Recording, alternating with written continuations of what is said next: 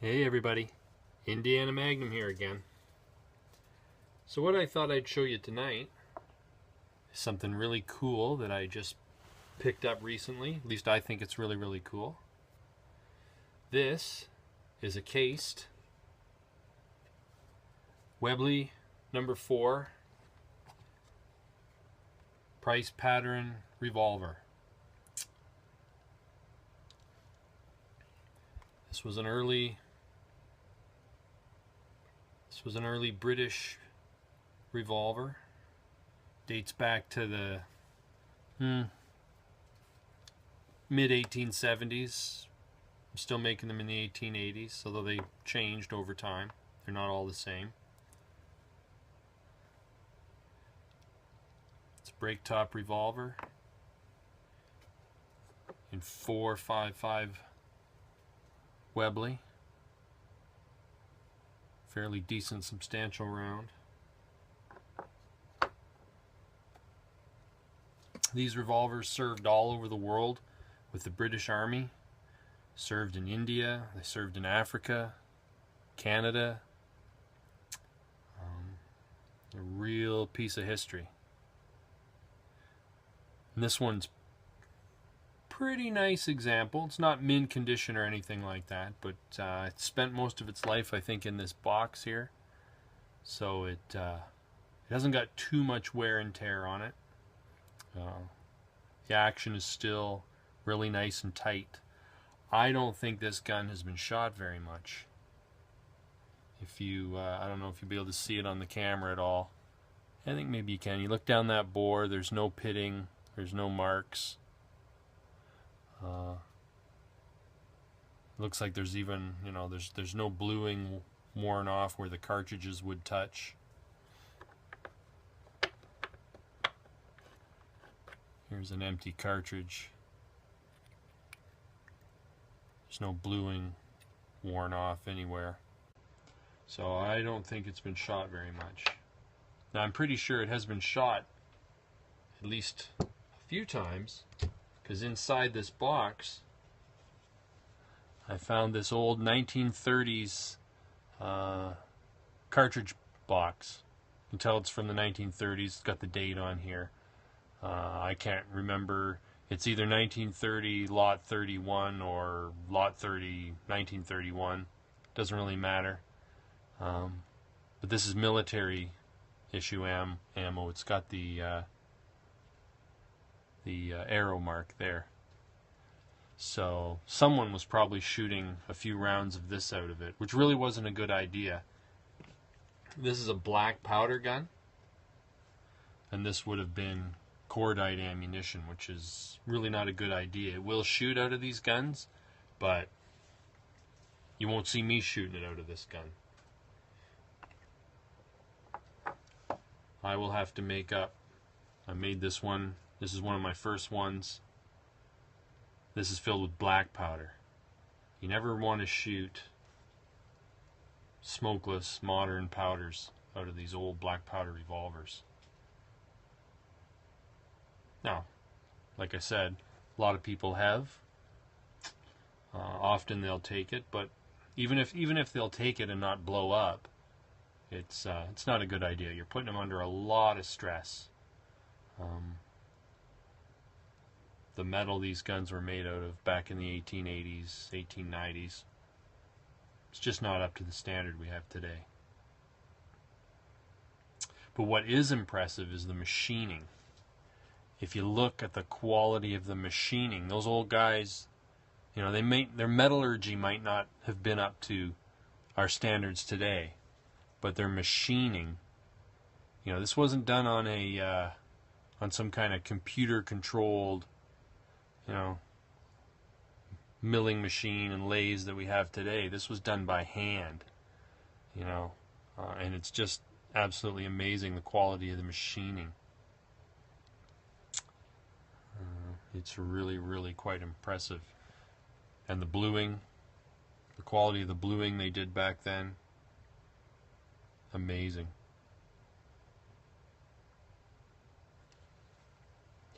Interesting little thing. For those of you who are familiar with the later Webleys, the service revolvers from the 1890s, 1900s up into the Second World War.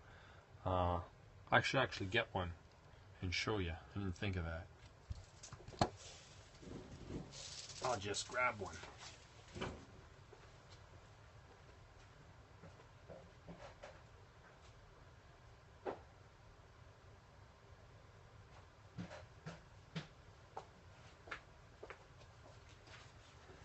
This one I took the cylinder out because I was cleaning it, but that doesn't matter.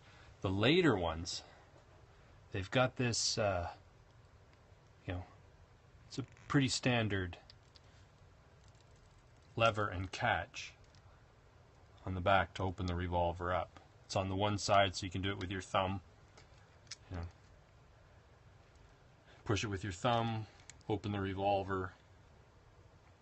It's pretty standard on all the later models of Webleys.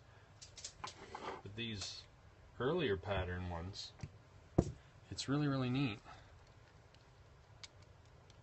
And it works fairly well, is instead of pushing it, like the later ones, you push in. But you have to push on both sides. It's a really neat little system. So when you want to unload the gun or load the gun, whatever you want to do, you just simply take your thumb and your finger and you pinch. And that opens up the top. So you pinch it, and then you can open up the gun. I think it's really, really neat the way they did that. Our ancestors were very clever people. Then to close it, there you go. And it locks up really tight. Now I don't think it's as strong probably as the later lockup. That would be my guess why they went to this. Stronger. Plus you only need one, you only need your thumb to do that. You don't have to take your finger, out of the shooting position, you might say, to work this one, where the other one you do. So this is, obviously an improvement, but this original old system was really cool.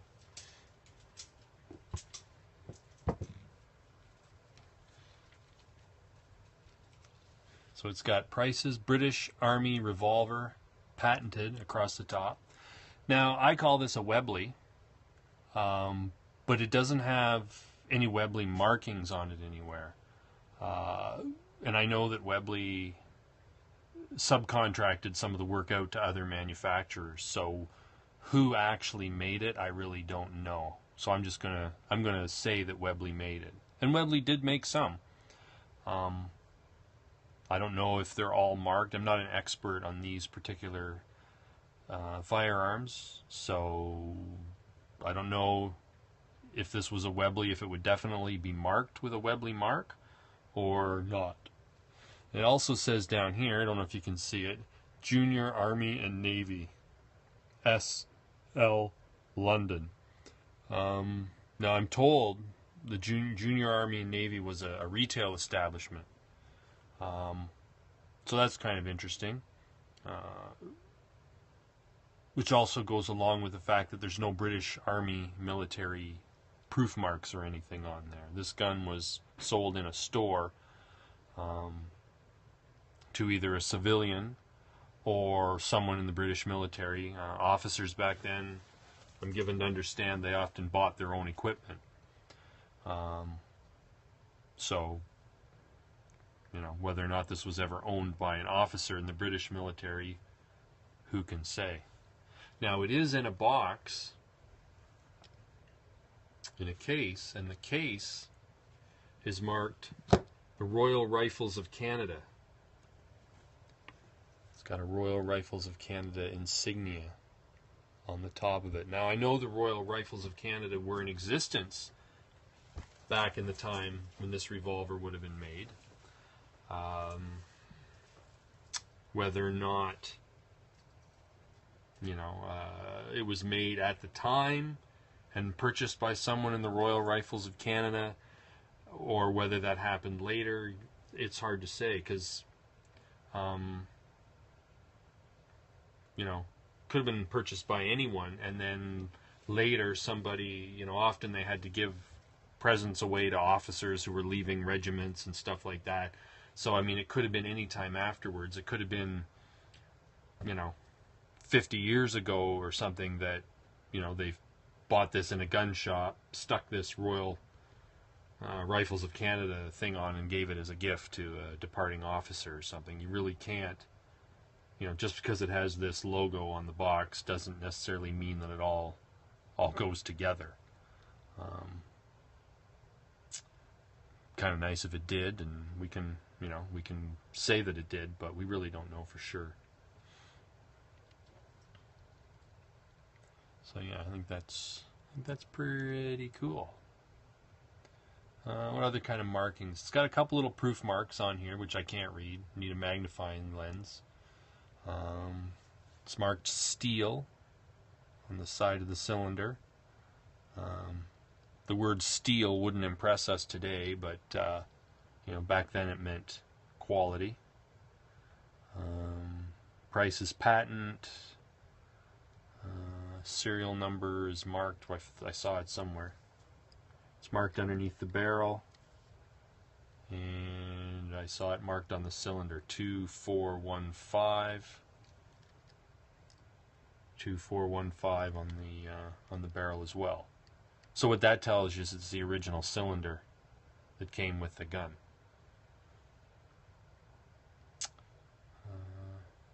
Yeah, so it's chambered in 455 Webley, which is a nice big man-stopping round.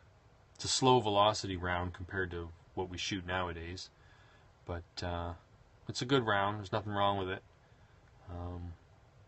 Again, this is one that hey Lorene MS, again this is one that I made myself, because this is a black powder firearm, so this cartridge is loaded. Hey, thanks for the hearts. Give me hearts, folks. I need hearts. This is a black powder cartridge. I've loaded it with black powder. And right now, I've only loaded it with 10 grains. That's all that's in here is 10 grains by volume of black powder. You don't measure black powder the same way you measure modern smokeless powders. You measure them by weight. But black powder in these cartridge guns goes by volume. Well, thanks for sharing. Yeah, hey folks, you can share this on Twitter if you're watching. You just swipe it sideways and you can share it on Twitter. Tap your screen to give me hearts. Need all the hearts I can get. So yeah, this was a black powder cartridge. I've loaded it with only 10 grains of black powder, which is extremely light. They'll work. I did a couple test shots with another Webley revolver earlier, and it's extremely mild. I think it's probably pushing these bullets at about 200, 300 feet per second, which is basically air rifle velocity. But I'm gonna work my way up slowly and experiment, because I do not want to overpressure this gun. I think I could probably go up safely to about maybe 18 grains of black powder by volume, but I'm not going to probably push it that high. This is an antique gun, so there's no need to do that kind of thing. I'm not going to be shooting at Zulu warriors coming across the wall in South Africa. I'm going to be shooting at pieces of paper, so I don't need to overpressure the gun.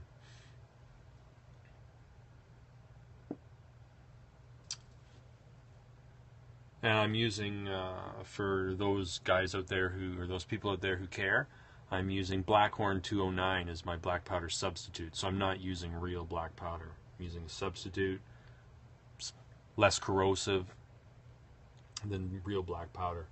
Real black powder is really corrosive, rusts out the gun if you don't clean it properly. And again, it's an antique, so we don't want to mess it up. So that's about all I got on that. I will do a video, I'll do a shooting video at some point. Got to make up a few more of these rounds. These ones with 10 grains in them are too light. I think I'm going to make some up that have maybe got 12 or 13 grains in, and give them a try. Oh, the other thing I'm doing to keep the pressure down is I'm not shooting 4.55 lead. This is actually lead for 45 automatic, so it's just a hair smaller than the original rounds that would have been shot through this gun. And what that does is that keeps the pressure down, because it doesn't take as much pressure to force this bullet down the barrel, so the pressure doesn't build up behind it, behind the projectile. So that's another way of keeping the pressure down. It's also a lot easier to get 45 lead rather than the original 4.55 lead. Not too many people make that anymore. Also, it's just lead. You don't shoot cast bullets out of these guns. It's another reason why this ammo that somebody was shooting out of it's a bad idea. Not only is this smokeless or cordite, 1930s, probably cordite ammunition. So not only way too much pressure that way, but it would have had cast, or would have had jacketed ammo, which just increases the pressure even more. So it's actually a testament, though, the fact that that gun was able to handle this ammunition. You know, shows you that the gun makers back in the 1880s, 1870s, they knew what they were doing. So once again, Webley Pryse Revolver.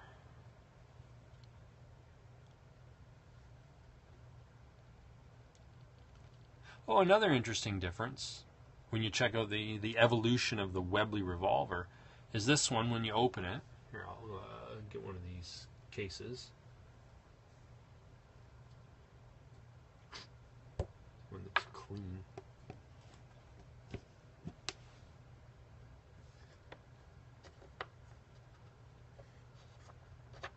Yeah, here's a cleaner one.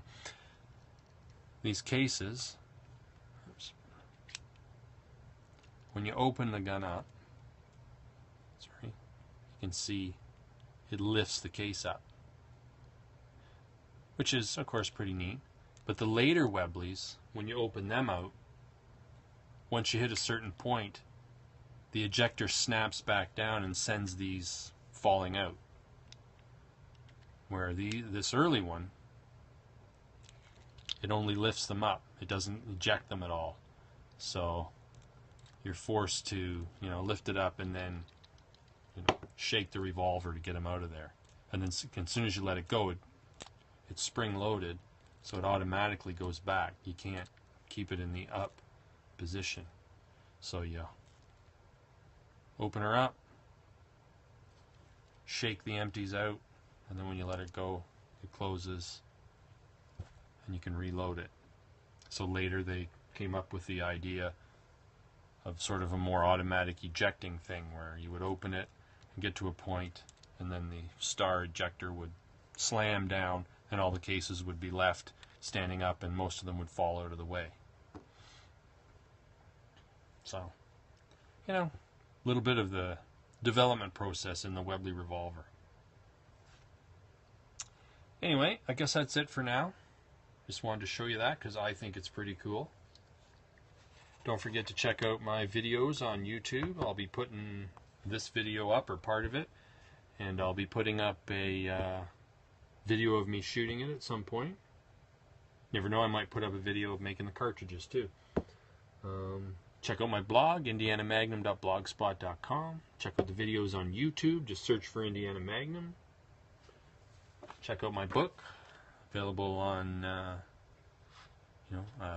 Amazon.com, Amazon.ca. Ivor Johnson handguns. If you're interested in the history of these old Ivor Johnson guns, check that out. Maybe my next book will be on Webleys. Who knows? Anyway, folks, it's getting late. Have a good night. We'll talk at y'all later.